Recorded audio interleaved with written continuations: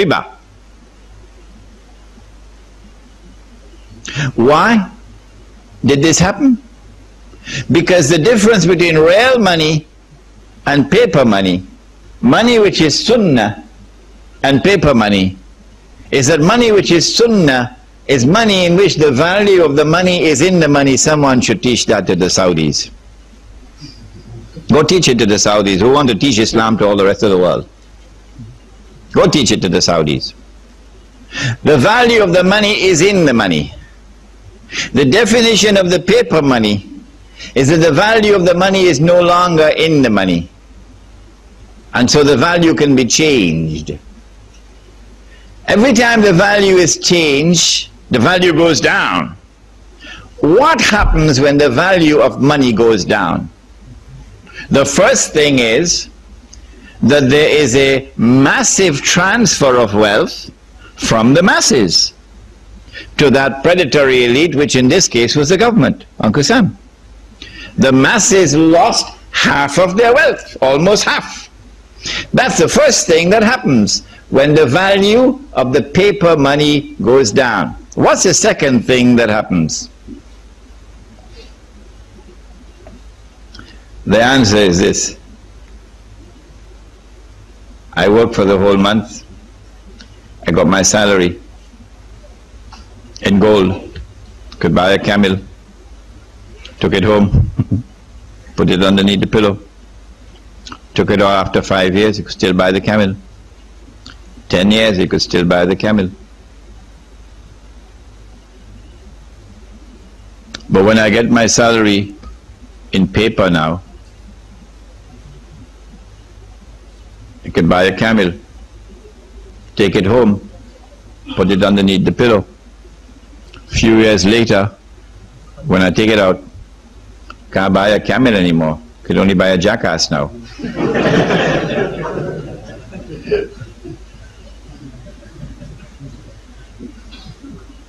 So now I'm beginning to feel like a jackass because someone has ripped me off. Where did my money go? If you could answer that question, where did your money go? Who took your money? And how did they take your money? You would understand the game that they're playing. We used to have men like that. In North America, we had one Islamic scholar who was like that, and then they killed him. A man named Malcolm X.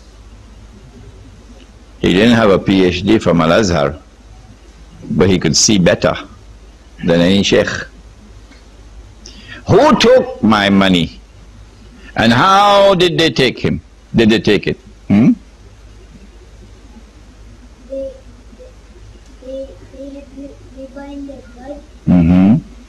They had riba in their blood.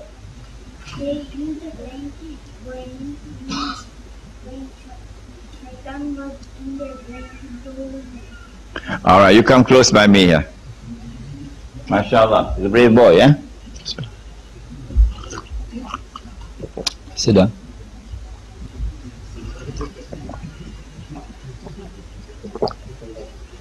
I make a dua that one day you'll also sit here on the chair and you'll also give the lecture, inshallah. A few years later, I take the money out of my pillow. Can't buy a jackass anymore. Can only buy a goat. A few years later, can't buy a goat anymore.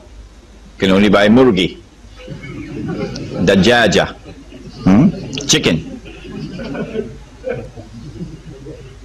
I mean, you got to eat a lot of halwa not to be able to see that this is haram. But the distinguished muftis of Islam still have to declare that this paper money is haram. The rip-off has taken place. The thieves have looted everything. Our people are now in miserable poverty, destitution, imprisoned in that poverty. كَادَ الْفَقْرُ أَنْ يَكُونَ كُفْرًا. said the Prophet ﷺ, that this poverty and destitution can lead a people to kufr, and that is what is happening in many parts of the world. But the Mufti still cannot see that this is haram. You will not get a fatwa from the Mufti that this is haram, much less to get a fatwa from the Mufti that this is riba. How is it taking place? They started with gold, paper being redeemable in gold. And then came 1933, when we should have woken up to see the game, but we didn't wake up. So in 1944, at the end of the Second World War, they now consolidated the system in the creation of an international monetary system now. Consolidated. The new international monetary system emerges out of the Bretton Woods Agreement in upstate New York. Every Darul Uloom should make it obligatory for the student to study the Bretton Woods Accord. You must study the Bretton Woods Accord to understand monetary economics today, so you can understand the subject of riba. Is it taught in the Darul Uloom? No, it's not. At Bretton Woods, what did they do? They said, no longer will paper be redeemable in gold. Only one paper will be chosen to be redeemable in gold. All the rest will not. The one paper which was chosen was the US dollar. So the US dollar would be redeemable in gold, but not sterling pound, and not Pakistani rupee, and not Indonesian rupiah, not Australian dollar. No, only one. So this is a major blow to the integrity of money. The second thing that they did was to declare that the only people who could come to Uncle Sam to redeem their paper for gold are governments. You and I can't do it. Only governments, only central banks. So now the entire system has lost 99% of its integrity. It has only 1% left of integrity, but those fellows are still eating halwa. 1% integrity left. That governments, central banks can go to Uncle Sam with their US dollars and demand the gold. Nobody did. From 1944 to 1971, nobody did. The Vietnam War took place in the late 60s, and Uncle Sam printed a lot of paper to finance the war. And Uncle Sam didn't have the gold to back that paper. At Bretton Woods, they had fixed the price of gold at $35 an ounce. Fixed. It is there in the Bretton Woods Accord. Uncle Sam didn't have the gold to back all that paper.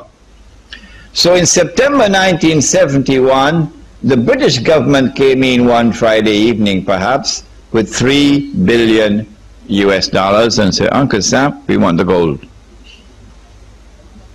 Uncle Sam knew that the game was up. The game was up.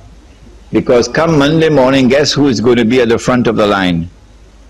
Saudi Arabia. Or who behind Saudi Arabia? Kuwait. Huh? And a whole long line of people, of government, central banks, we want the gold. So Richard Nixon retired to Camp David, and then on Sunday he had addressed the American people, and he said, we gave our word, but we don't have to keep our word.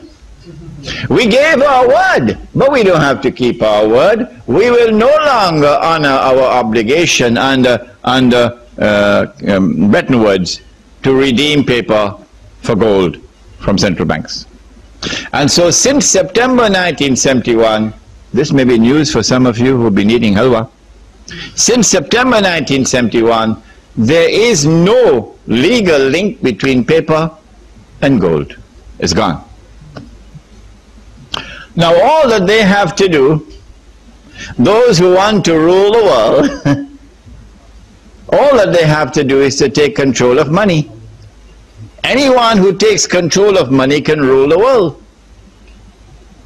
And you know that when the Messiah comes, the prophet Isaiah said that when the Messiah comes, he will rule the world.